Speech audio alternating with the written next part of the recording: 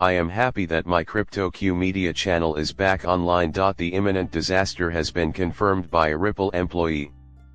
Both XRP and the cryptocurrency industry at large will feel its effects acutely. I would like to clarify a few things before getting into the specifics of what's happening now, what's to come, and why this whole space, including XRP, is about to undergo a quick transformation in reaction to developments in tokenization and transactional flows and other related areas. This post from Ripple will serve as our starting point. At WebEx Asia, they were there in full force. The possibilities for conventional finance presented by RWA tokenization were discussed by Marcus Inventure, Senior Vice President of Ripple X Development. Along with Yoshitaka Kotio, CEO and Chairman of SBI Holding, they were thrilled to have Kotio drop by their exhibit. It is worth mentioning that Marcus Inventure has been quite vocal about the current status of the XRP ledger. No, I'm not talking about that specific person, yet. We have had Tokyo, till we cross paths again. Take a peek at the roster of attendees for this meeting. Having SBI as both chairman and CEO wasn't the only complicating factor. The Bank of Japan, MasterCard, and others were also on the roster. It happened on a grand scale.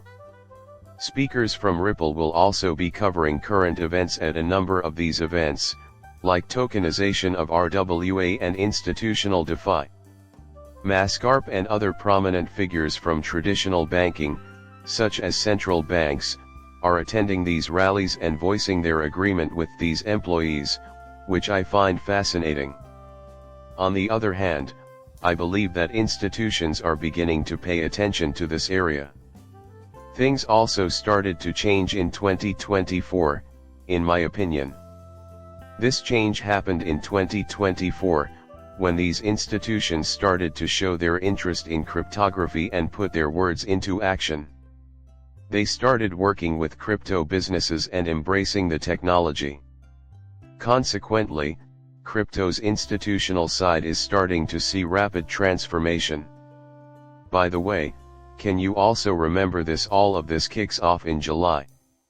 Tony Edwards's podcast, Thinking Crypto 1, features a discussion of the crypto revolution in this particular episode. Traditional banks and other types of financial institutions are starting to use tokenization. Taking into account the consequences for the other key players who are patiently waiting for instructions, this is undeniably a more pressing issue. Thanks to tokenization, these big companies have come to the realization that this is serious and that they can pull it off. Finally, we could do what BlackRock did and tokenize inside the space. Plus, they have the insight to know that BlackRock is BlackRock. Alternatively stated, they are not excluded. When they are, we need to start taking it seriously, too. I believe that is the reason why many of these prominent organizations are now publicly expressing their admiration for the area. Here we are in the future. We must give this our full focus. Everything must be done now that we have arrived at this point. Furthermore, it was the identical signer from May who said that our tokenization discussions with TradFi had become much more tangible. Banks should be ready for massive blockchain adoption soon now that they've brought real use cases to Ripple. Now, I wrote a piece on X not long ago that goes along these lines, and it discusses broad adoption. The retail sector will not be where the crypto economy's big breakthrough occurs, according to Anderson, and this is a contentious opinion. Indeed, I was quoting him. It was all on him. Despite my best efforts, the El Salvadorian economy has yet to accept Bitcoin. That ought to serve as a hint for you.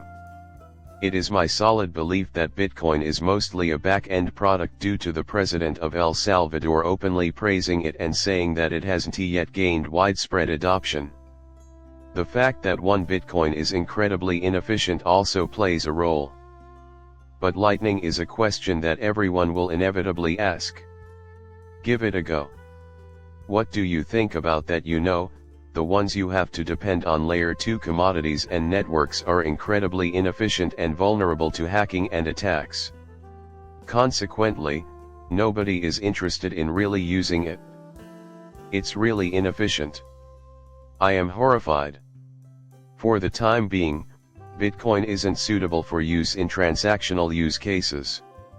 From what I gather, a large number of Bitcoin maxis and developers are at least slightly disputing that. They opt to reject it rather than accept it.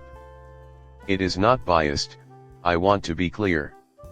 The fact that I have a preference for XRP or another digital asset does not mean that I am arguing that Bitcoin is bad. Absolute, I will be forthright, for transactions Bitcoin isn't a good choice. Even Bitcoin's creators have admitted that the cryptocurrency isn't ready for widespread use just yet, especially for financial transactions. We don't have the technology just yet. It was early in the day. Having said that, I shall express my incredibly controversial stance. When it comes to crypto, the biggest banks will be the first to adopt it and include it into their user experience. These banks already serve billions of customers. At this moment, every Bitcoin maxi has wholeheartedly accepted institutionalization, which may hurt those of us who live in the past to hear. People may be completely oblivious to this technology's impact when they use it frequently. Allowing people to use familiar names in a much more efficient manner through a distinct user interface makes this task much easier to complete. And think about it, don't you think these major financial institutions do not need to alter their approach to doing business? These state-of-the-art technological resources are all that's needed. You can relax knowing that such exorbitant fees won't be applied to them. They can perform these treatments at far lower expense, as long as they maintain the prices the same, they can feed their clients' hunger. No changes are necessary. However, modern consumers are benefiting from far more efficient processes without being cognizant of the innovative technologies at work. The thing is, as Marcus and Major Ed told you, a lot of those big banks have been working with Ripple for a long time, so I'm sure they have these kinds of use cases ready. On top of that, tokenization. In this case, we have ripples and XRP decreases. The XRP ledger is the front runner in the cryptocurrency industry's architecture and may be the most intriguing development happening right now. The most talked about cryptocurrency right now, Ripple's XRP ledger, and the fact that it is the top infrastructure provider were both brought up in a recent piece by U. that built upon the arguments put forward by David Schwartz. Here is an example from Chad Songraber's second year, day 24, Ripple, that demonstrates how DeFi can be accessible to more institutions through the tokenization of real-world assets. The end goal is to take over the financial network infrastructure market as the leading provider of XRP-based solutions. The last one is Ripple. Chief Technology Officer David Schwartz of Ripple has emphasized that the company is presently focused on integrating the financial and technical components of XRP Ledger into its operations so that it may offer clients globally trustworthy decentralized benefits.